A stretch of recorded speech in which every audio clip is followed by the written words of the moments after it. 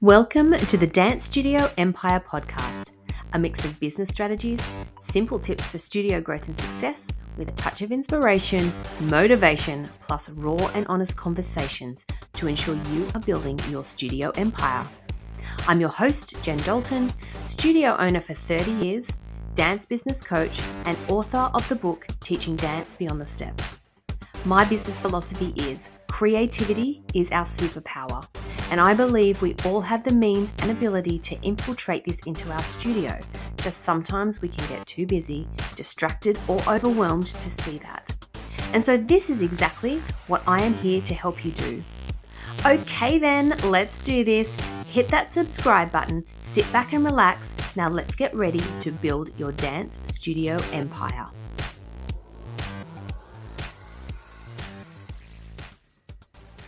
Hello, beautiful people, and welcome back to this week's episode of Dance Studio Empire.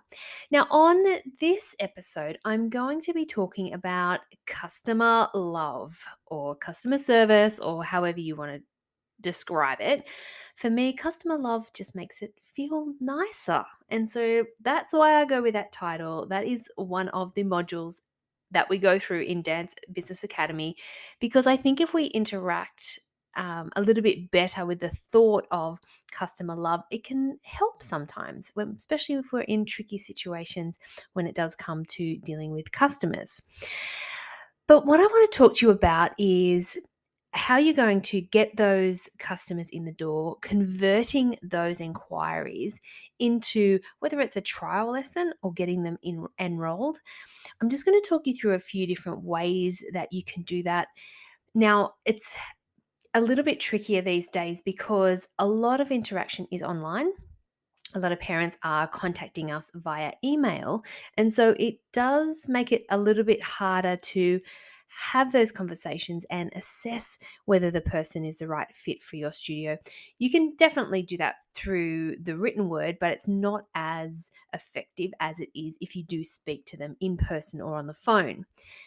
And then in saying that, though, there are still families who do call and ring. I hope your phone is ringing all the time. But those are the times when you really want to take that opportunity and build that connection the best you can, because those first couple of minutes of interaction is a good determining factor whether or not they're going to enroll in your studio. Because the goal is to have new inquiries coming in every day. And I will start by saying, just set up the most easiest way for a person to go through the journey of inquiry to having them registered as possible. And now this can be done, in various ways. Maybe it's Instagram, maybe it's word of mouth, maybe it's through Facebook, maybe it's through your website and Google SEO. So that is still for us. We get inquiries every day still, even at this time of year when we're closing up in a couple of months.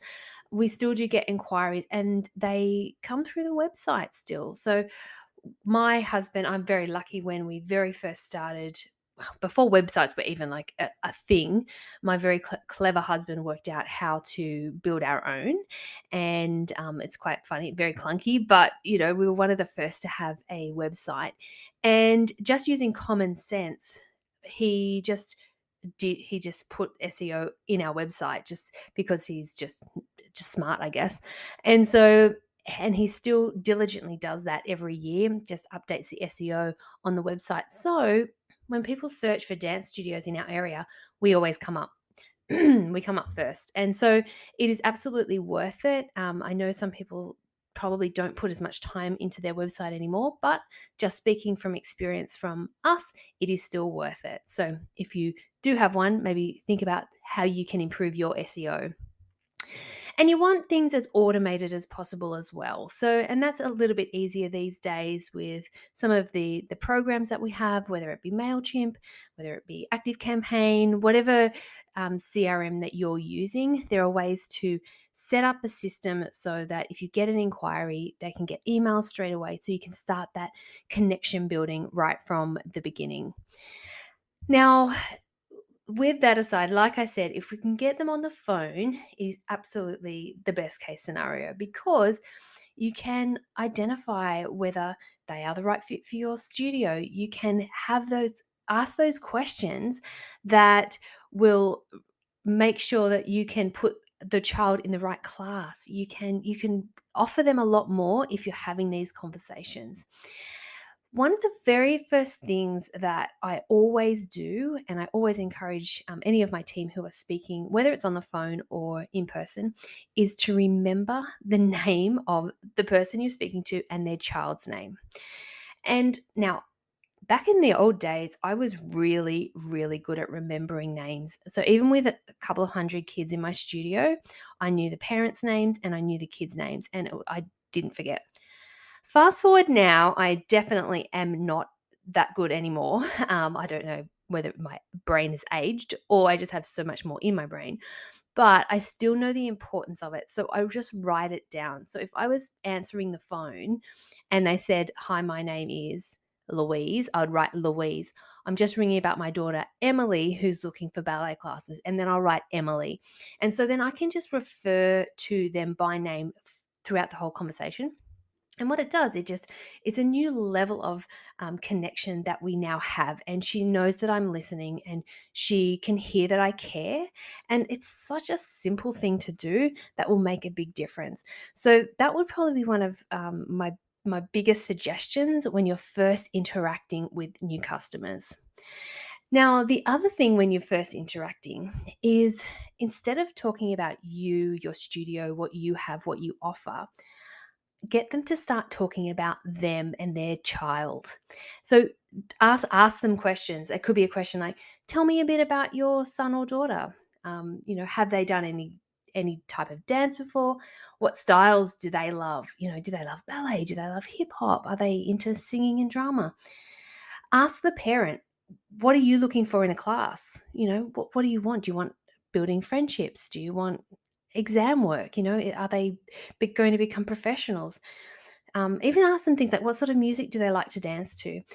So when you're asking these questions, it's actually getting them to talk about their child and talk about themselves. In some cases, the parents will start talking about themselves, and that's okay, because it is just allowing them to feel safe and comfortable in this environment, and showing them that you really care about them, because, well, hopefully you do.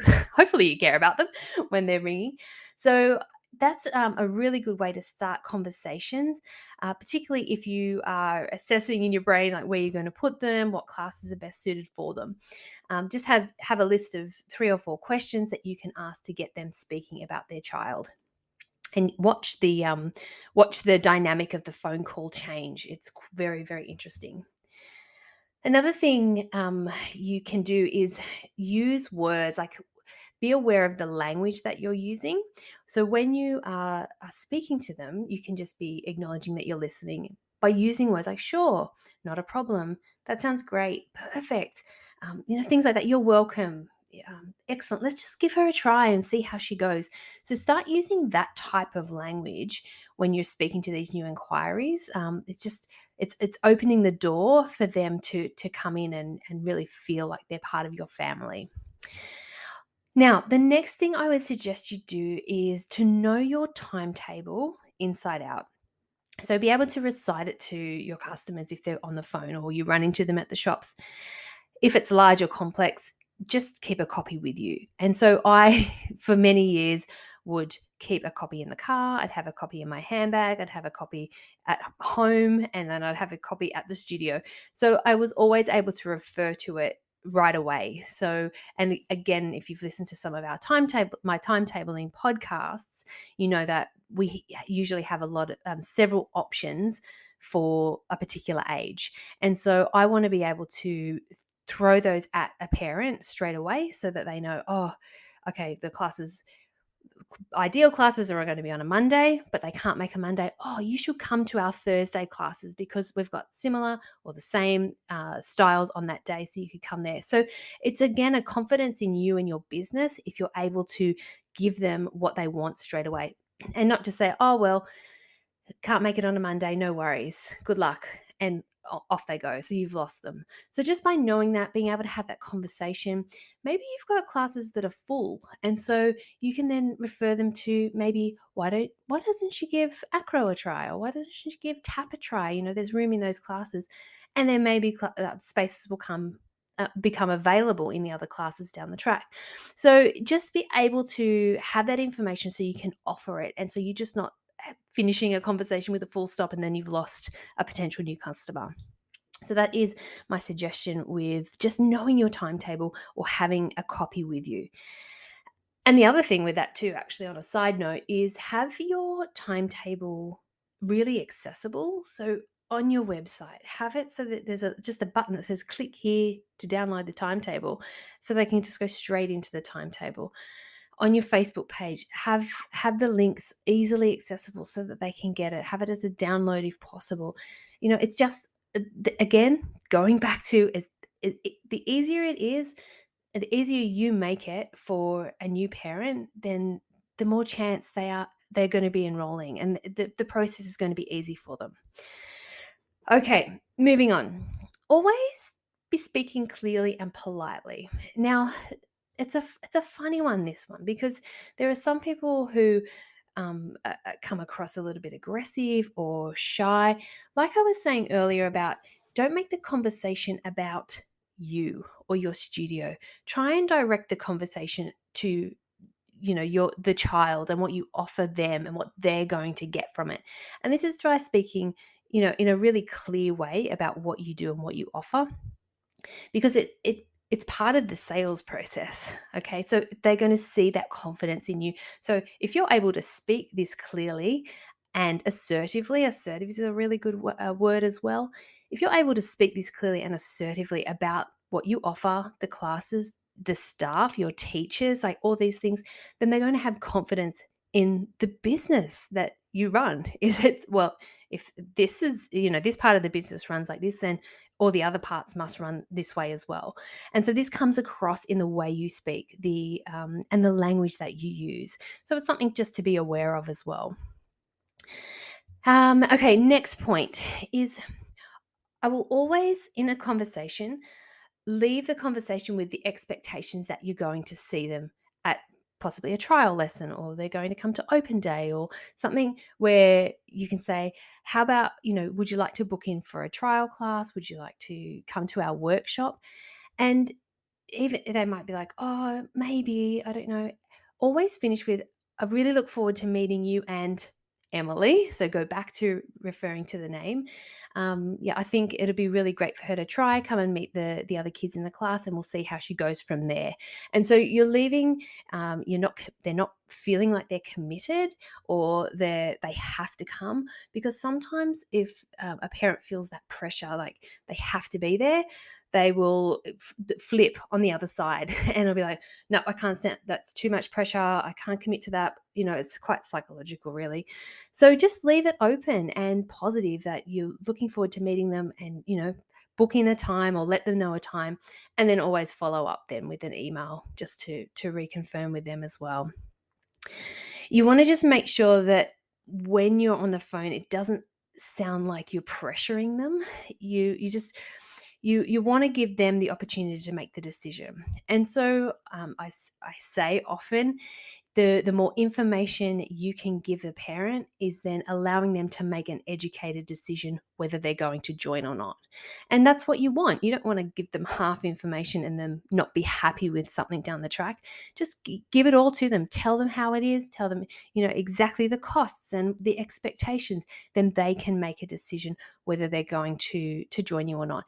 And if you go into that conversation with, there's no expectations, that we would love for you to join, so there's not a desperation about them joining, but you're opening the door to welcoming them, because the experience and the opportunity that is going to give to their child. And so that's the type of selling language, tone that you need to be using when you're having these contacts with potential clients. Customers, sorry, not clients, customers.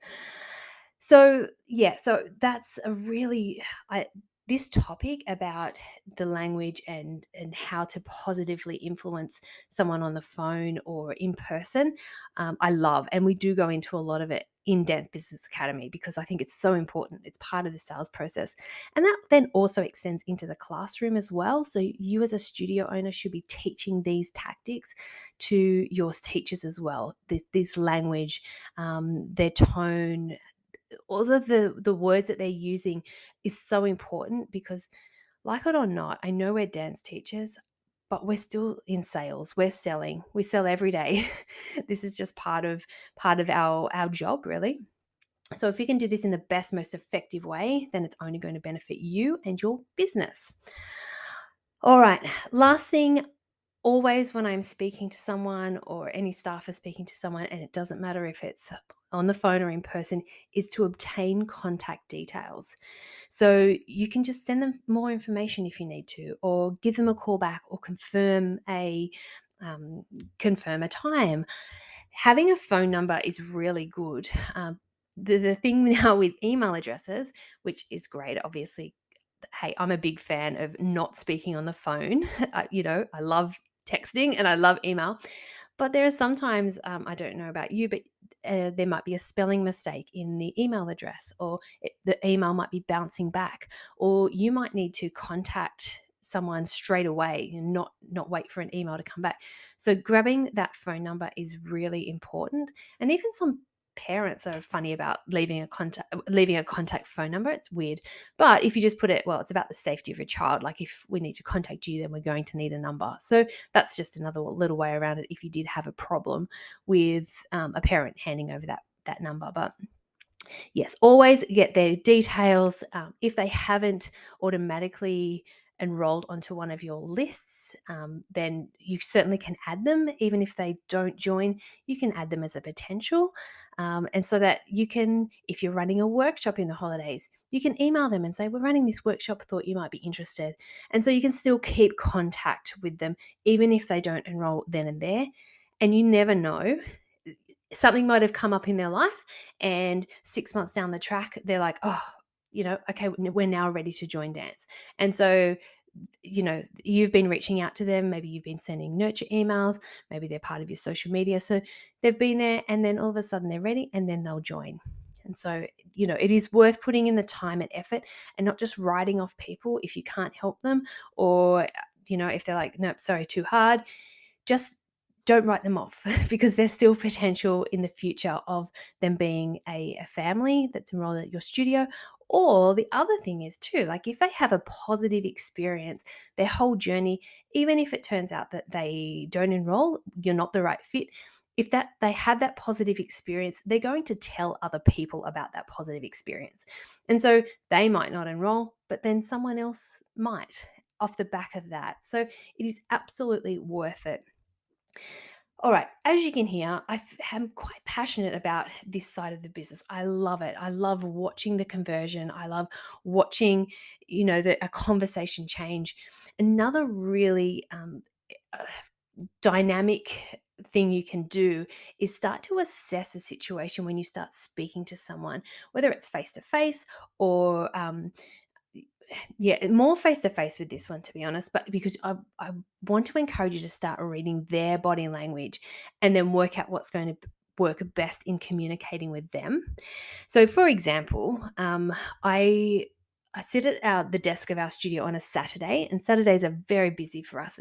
It's quite an exciting day. There's lots of people coming in and out, lots of different nationalities coming in and out, and I actually love the challenge of the communication, I say barrier with people because I actually take it on as a bit of a personal challenge.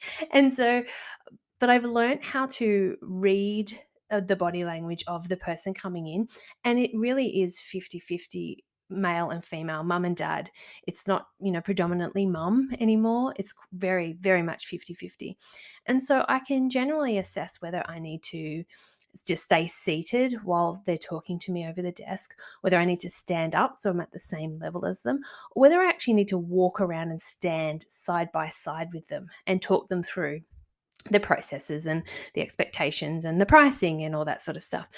And so, again, it's a really powerful tool that I've developed to be able to build that connection to ensure that that communication barrier isn't an issue. And then I also will make sure that they understand how I've said it. And then if they still look confused, so sometimes I'll say, yeah, yeah, yep, got it.